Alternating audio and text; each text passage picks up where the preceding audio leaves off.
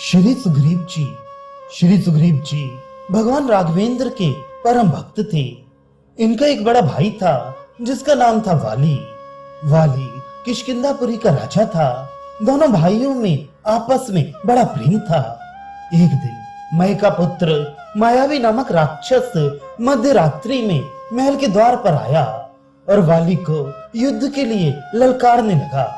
महाबलशाली वाली भला ये कैसे सह सकते थे। वे दौड़ पड़े उस राक्षस के पीछे। वे राक्षस जाकर एक गुफा में घुस गया। सुग्रीव भी बड़े भाई के साथ पीछे पीछे दौड़े आए। उनसे 15 दिन तक द्वार पर प्रतीक्षा करने की कहकर वाली राक्षस का पीछा करते हुए गुफा में प्रवेश कर गए। श्री सुग्रीव जी वहां पूरे 1 माह तक भाई के आने की प्रतीक्षा करते रहे।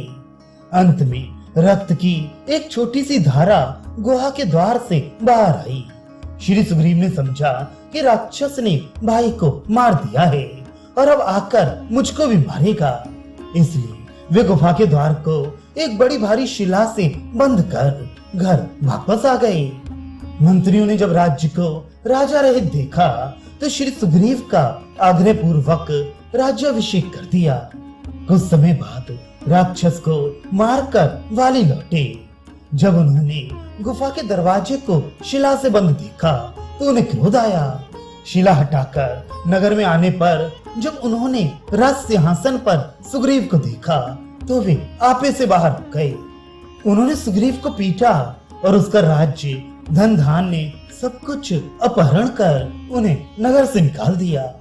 सुग्रीव जी प्राण रक्षा के लिए मतंग ऋषि के आश्रम ऋषिमुख पर्वत पर चले गए और वहां भगवान का भजन कर अपना जीवन बिताने लगे। हनुमान आदि 4 मंत्रियों ने भी उनका साथ दिया।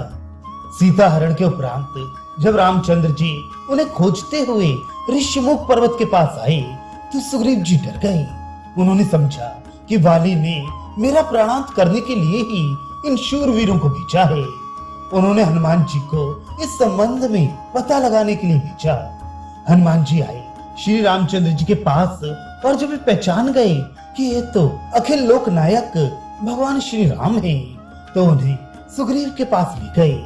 भगवान राम ने दुखी सुग्रीव को अपना मित्र बनाया और 7 ताड़ के वृक्षों को गिराकर वाली के वध का आश्वासन दिया।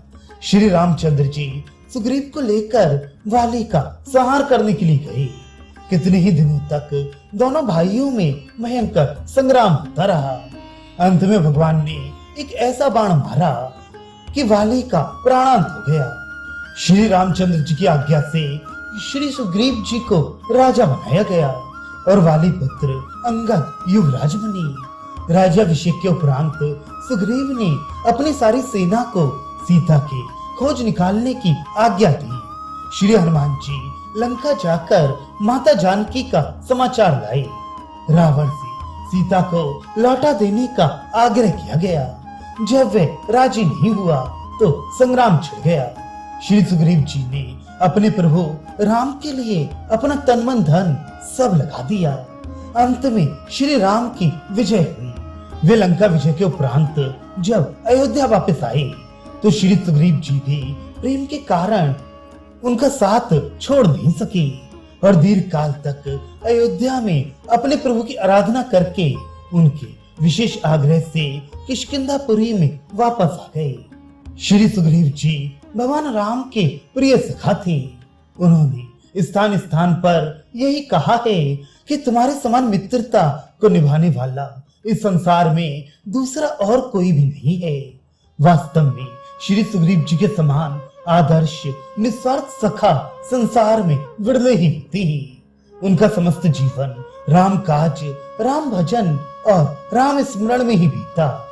वस्तुतः राम सखा सुग्रीव जी ने ही जीवन का सच्चा फल प्राप्त किया है। भगवान ने स्वयं भी उन्हें सुग्रीव पंचमो भ्राता, श्री सुग्रीव जी मेरे 5वें भाई हैं, ऐसा कहकर संबोधित किया है।